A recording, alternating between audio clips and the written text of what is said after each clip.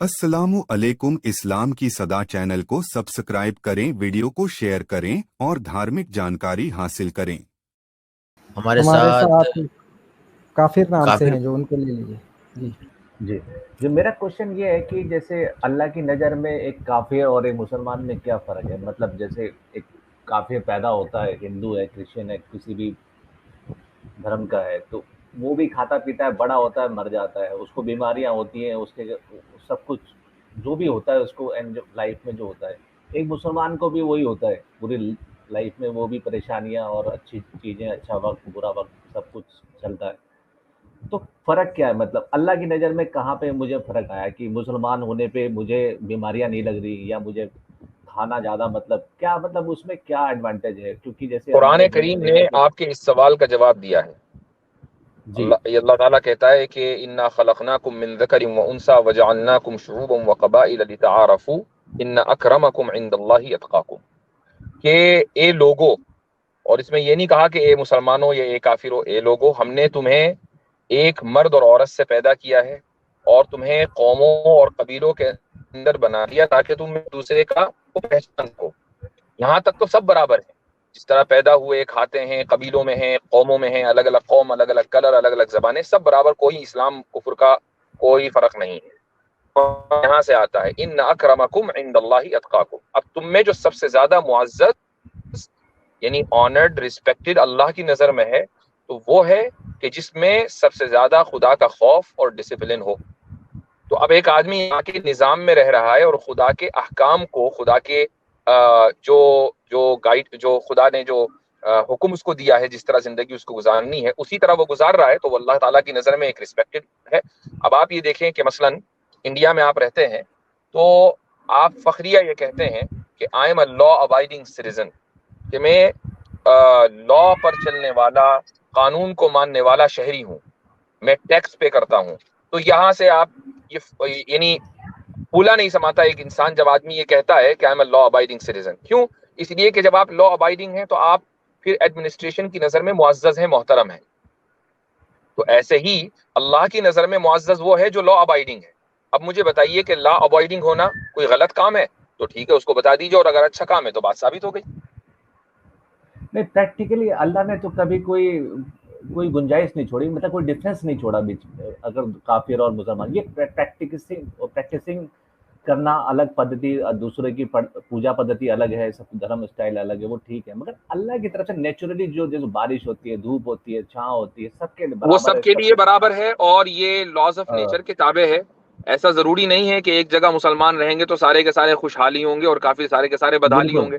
अगर ऐसा हो बिल्कुल। जाए तो फिर कोई काफिर ही ना बचे, सारे मुसलमान हो जाए। तो बिल्कुल वही तो मैं पूछ रहा हूँ कि तो अल्लाह की नज़र में तो सब एक एक जैसे ही होते हैं और होना भी चाहिए। तो नेचुरली सब मुझे तो लोग कोई एक फ़र्क जैसे नहीं हैं। नज़र आया। हाँ, नेचुरली सब एक जैसे हैं। और आप इस दुनिया के अंदर अगर तरक्की करते हैं तो अपनी मेहनत से करते हैं, इसलिए नहीं करते कि आप मुसलमान हैं। बिल्कुल, आप इसलिए बिल्कुल, तरक्की, आप अगर नीचे जाते हैं तो इसलिए नहीं जाते कि आप काफिर हैं। एक मुसलमान भी बिल्कुल। नीचे गिर सकता है अगर वो मेहनत वही ना करे, फ़र्क और एक कहाँ रह मुसलमान गया? भी ऊपर जा सकता है अगर वो मेहनत करे, और यही रूल काफिर के लिए है, गैर मुस्लिम के लिए है। पॉइंट ये बिल्कुल, तो है कि हुँ। खुदा की नजर में लॉ अबाइडिंग ही मुअज्जज और मोहतरम है, वही रिस्पेक्टेड है। और उस ये इस चीज का इजहार बाज मर्तबा दुनिया में हो जाता है, जरूरी नहीं है, बाज मर्तबा हो जाता है, और आखिरत में तो होगा ही होगा। अब आखिरत की कहानी तो बहुत अलग है, उसमें तो झोल-मटोल है, क्या नहीं, वो तो नहीं, कोई भगवान झोल जाने। नहीं है। वो आपको नहीं नहीं, लगता है, वो आपको लगता है झोल है। एक मुसलमान को अब नहीं देखो लगता है, मेरे यानी को जो नहीं पक्का लगता कि मोमिन है उसको देखिए नहीं लगता है। मैं जाहिर सी मुझे बात तो है ये कि साफ-साफ लगता है। एक मिनट, काफिर साहब मुफ्ती साहब को बोलने दीजिए। बोलिए, हाँ, बोलिए। फिर आप। आप ये कह रहे हैं कि जी आखिरत की कहानी में झोल है, तो भाई फिर अगर यही बात है तो फिर अगले जन्म की कहानी में भी झोल ही है। आपने अगला जन्म अपना देखा तो है नहीं, ठीक है, उसमें भी झोल मानी है। और अगर आप ये कह रहे हैं कि नहीं मैं तो सिर्फ अगर आप उसमें भी झोल मान रहे हैं कि नहीं, इंसाफ का तकाजा यह है कि आखिरत की कहानी में भी झोल है और अगले जन्म की कहानी में भी झोल है, तो चलो मैं थोड़ी देर के लिए मान लेता हूं कि आप बड़े मुंसिफ हैं। लेकिन फिर आप ये कह रहे हैं कि भाई मैं तो सिर्फ देख कर ही किसी चीज को मानूंगा, क्योंकि अगला जन्म किसी ने नहीं देखा तो उसको मैं नहीं मानता। तो क्या आप ये कह रहे हैं? नहीं, मेरे मेरे जो मेरे हिसाब से है कि अगर मैं अच्छे कर्म करता हूँ तो मुझे अगर मेरा जो अगला जन्म है, मैं उसके लिए कभी भी इतना कभी कंसर्न नहीं हुआ कि मेरा अगला जन्म नहीं, क्या वो होगा कंसर्न या मैं वो जन्नत अलग बात है कि जाऊंगा या हम कहाँ कंसर्न जाऊंगा, नहीं मुझे वो हुए। फर्क ही मुझे नहीं ये पड़ता। बताइए कि अगले जन्म में झोल है या नहीं है? बिल्कुल झोल अगले है, जन्म की कहानी में बिल्कुल झोल है, कुछ नहीं है, कुछ झोल पता है, ही नहीं किसी कुछ को, नहीं है, कुछ नहीं, किसी ठीक को है, देखा ही नहीं आज तक, चले। उसका कुछ अच्छा, वो क्यों नहीं, नहीं पता? चूंकि आपने देखा नहीं, राइट? कोई आया ही नहीं आज तक, कोई मतलब कुछ है ही नहीं हाँ, ना मतलब इसका कुछ। कोई आपने नहीं देखा ना, दैट्स द पॉइंट, बिल्कुल बिल्कुल। है ना? हाँ तो क्या आप सिर्फ उसी वक्त किसी चीज पर यकीन रखते हैं जब उसको देखते हैं? नहीं, इसमें ये ऐसा कुछ नहीं है, बट जो अभी तो आपने कहा हकीकत, कि मैं इसलिए बिल्कुल इसलिए कहा, झोल है चूंकि मैंने देखा नहीं। इसका मतलब नहीं देखना देखना आपके भी नहीं, नजदीक और दलील है, नहीं नहीं नहीं, बुनियाद है। उसमें नहीं जाऊंगा कि आपने ये नहीं देखा वो नहीं देखा, बट मेरे को नहीं, जो उसमें लगता है जाना कि पड़ेगा भाई। आप अगर 10 चीजों तो को फिर बगैर वो, देखे यकीन अब कर रहे हैं, तो मेरा फिर क्वेश्चन ये था कि अगले जन्म ही को क्यों अलग कर दिया? आखिरत को क्यों अलग कर दिया? उसमें भी यकीन करें। नहीं चलो मैं यकीन नहीं करता हूँ, बट फिर मेरे को फिर उसमें भी बहुत क्वेश्चन है कि अल्लाह फिर हूरे देगा, इसमें तो फिर मुझे टोटल वो लगता है नहीं, कि मतलब हूरे देगा तो ये हूरे, हूरे अगरचे ये कौन सवाल गुप्त है? दूसरा है, यानी आप डाइवर्ट कर देंगे गुफ्तगू को। हम जी उसूली तौर पर, मैं इसका भी जवाब दे देता, लेकिन मैं इसका I choose not to answer that. लेकिन फिलहाल जो है, मैं आपसे सिर्फ यही पूछ रहा हूं कि अगर आपने ये उसूल तय किया हुआ है कि भाई मैं सिर्फ देख कर ही मानूंगा, तो फिर ये उसूल हर जगह चलेगा। और अगर आप हर जगह ये उसूल नहीं चला रहे हैं, तो फिर आपने आखिरत को या ये कि अगले जन्म नहीं, को अगर एक्सक्लूड क्यों कर दिया? आखिरत को अभी हटा के रखते हैं तो फर्क क्या है अल्लाह और अल्लाह के नजर से, काफिर और उसमें वो तो सबके लिए नहीं, वो तो बिल्कुल बराबर है। आखिरत को हटा नहीं सकते ना, हमारा तो ईमान बस की वही तो बुनियाद है, खेल है, उसको कैसे हटा दें? वही वही खेल हो जाता है बस वहां पे, वो खेल नहीं है, क्योंकि अगर ये अल्लाह खेल अगर नहीं है। अल्लाह अब मुसलमान में फर्क करते तो उनको कहीं ना कहीं उनको कुछ बात ये देते। है कि आपने अपने जहन में ये बिठाया हुआ है कि भाई मैंने जब देखा नहीं तो मैं मानूंगा नहीं, और इस चीज को आप तस्लीम नहीं कर रहे हो। मैं मरज की जड़ मेरे को तक पहुंच गया, प्रैक्टिकली जो आप नहीं जो मान यहाँ रहे हो लाइफ, उसको। जो लाइफ में जो हम लोग लाइफ में देख रहे हैं, हमारे यहाँ तो मतलब हिंदू भी पूरी और क्रिश्चियन भी, मतलब जो आपने बिलियनर आपने हैं अपनी सब लाइफ कुछ में है। जाती तौर पर न्यूट्रॉन, प्रोटॉन और फोटॉन्स देखें? वही मैं उस डिबेट में जाना ही नहीं चाहता, क्या देखा वो मेरे इसलिए दादा नहीं आपको देखे पता तो है, मेरे दादा थे कि आपको नहीं थे, पता है आंसर के न देखने इस के चीज में नहीं बावजूद जाना। आपने किसी साइंटिस्ट के खबर देने की वजह से उसको मान लिया कि ये चीजें मौजूद है। हम मना नहीं कर रहे, हम ये नहीं कह रहे कि मौजूद नहीं है। इसका मतलब ये हुआ कि अगर कोई सच्चा इंसान खबर दे कोई, तो उसको मान लिया जाएगा। आप तो साइंटिस्ट की सच्चाई भी वेरीफाई नहीं करते, तो बगैर उसकी मतलब सच्चाई को टोटल वेरीफाई किए हुए आप मान लेते हैं। इस्लाम का मतलब जबकि टोटल फिर ये है इस्लाम कि में जो चीजें जन्नत। आई हैं वो रसूल अकरम सल्लल्लाहु अलैहि वसल्लम के जरिए आई हैं, और रसूल अकरम सल्लल्लाहु अलैहि वसल्लम अस्सादिक अल अमीन है। लिहाजा उनकी बताई हुई कोई भी बात गलत नहीं हो सकती, गलत का मतलब झूठ नहीं हो सकती। अब अगर आपको साबित करना है, आप ये कह रहे हैं कि झूठ है, तो आप झूठ साबित कीजिए, चूंकि सच जो है वो एक डिफॉल्ट पोजीशन है। डिफॉल्ट मेरा पोजीशन के वही तो खिलाफ किसी चीज को साबित किया जाता है।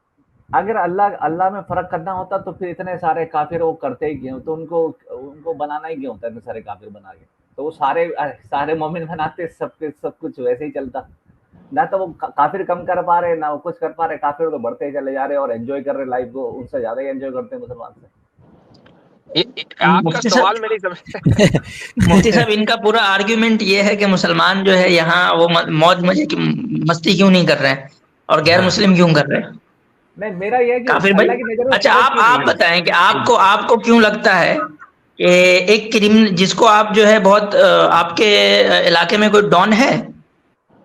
नहीं जी, हाँ कोई डॉन नहीं। नहीं है। चलिए, अच्छा चलिए, आप औरंगजेब को कैसा मानते हैं, अच्छा या बुरा?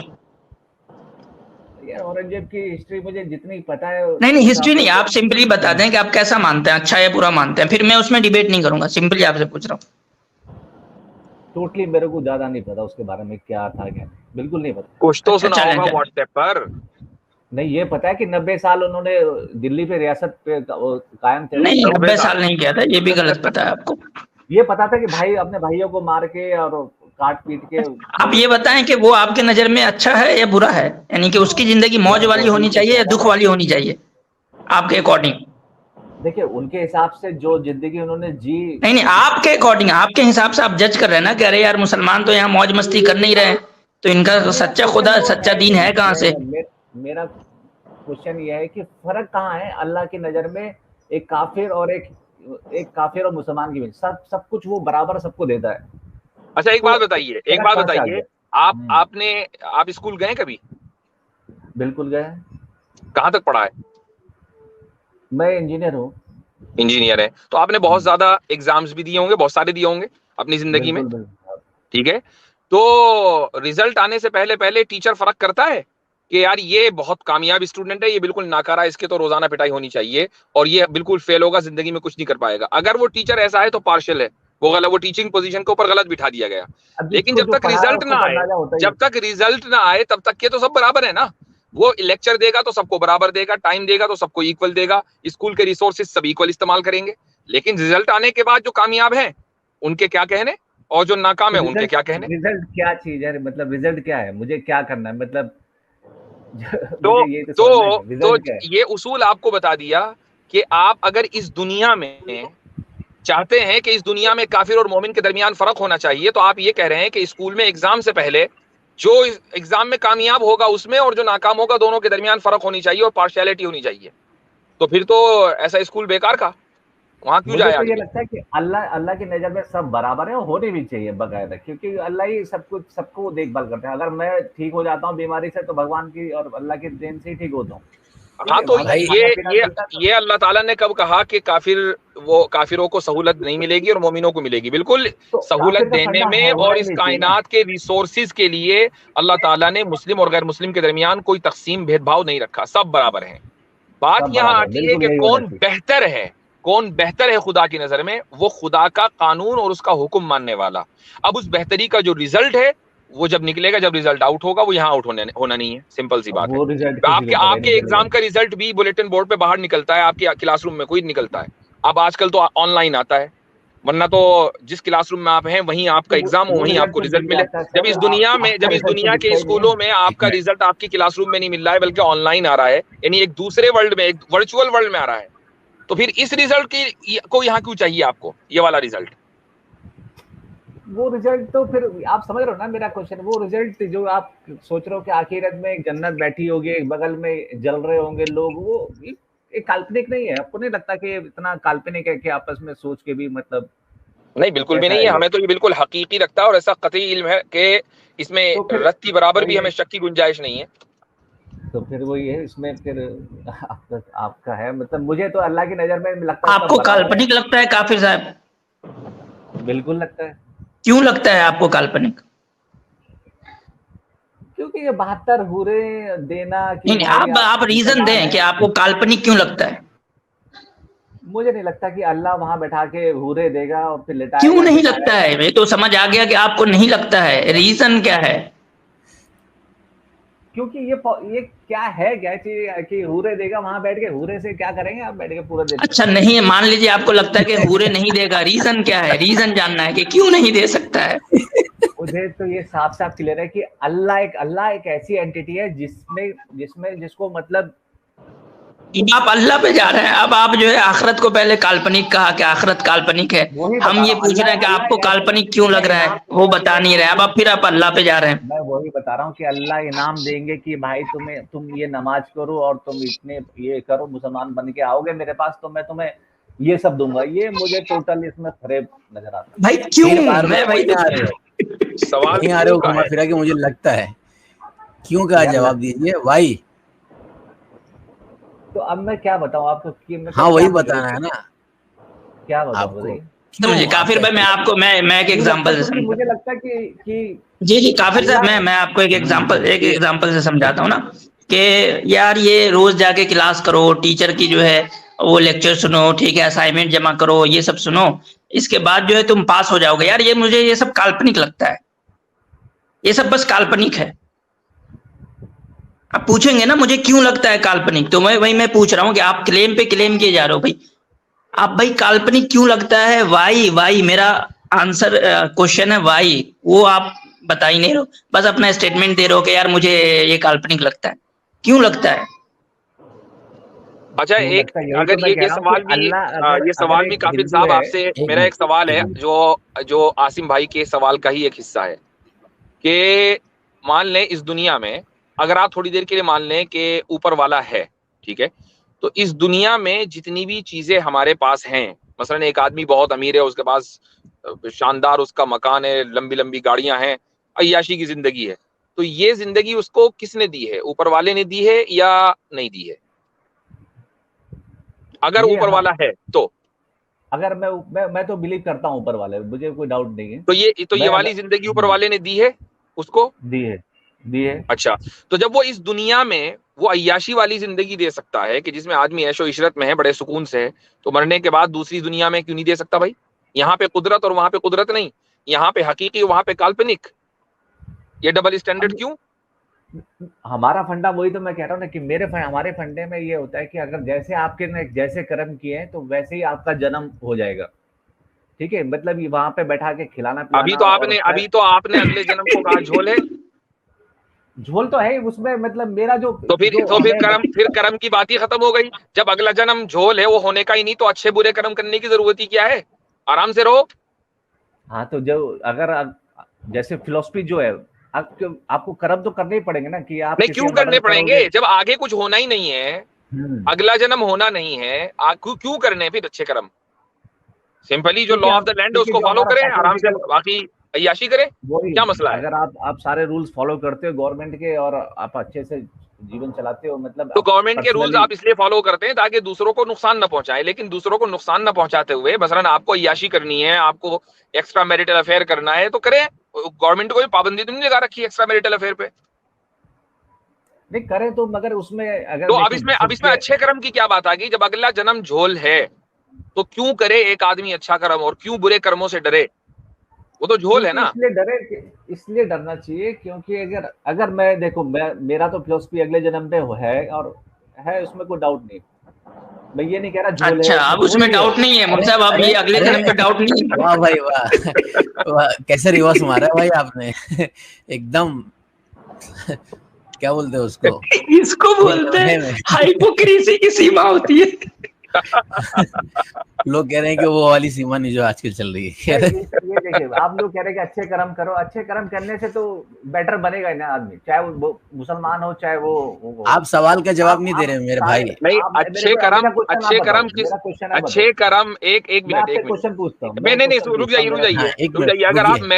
अगर आप मैरिड हैं तो क्या एक्स्ट्रा मैरिटल अफेयर करना गवर्नमेंट की नजर में लीगली दुरुस्त है, बुरा है या सही है? यानी लीगली गवर्नमेंट की नजर में आप एक्स्ट्रा मैरिटल अफेयर कर सकते हैं या नहीं कर सकते? नहीं, गलत है। नहीं, गवर्नमेंट कौन सा कानून है जरा बताना भाई किस गवर्नमेंट कौन ने सा इसको? कानून है जो आपको कह रहा है कि आप जो है वो शादीशुदा रहते हुए जो है आप गर्लफ्रेंड नहीं रख सकते? हाँ, मुझे बताइए कौन सा पीनल कोड है, जरा बताना। नहीं, उसमें वाइफ अगर कंप्लेन कर देगी तो आप पे केस चल जाएगा। क्या केस चलेगा? कौन सा केस चलेगा? वाइफ ज्यादा से ज्यादा इस ग्राउंड के ऊपर डिवोर्स मांग सकती है, कोई केस नहीं चलेगा?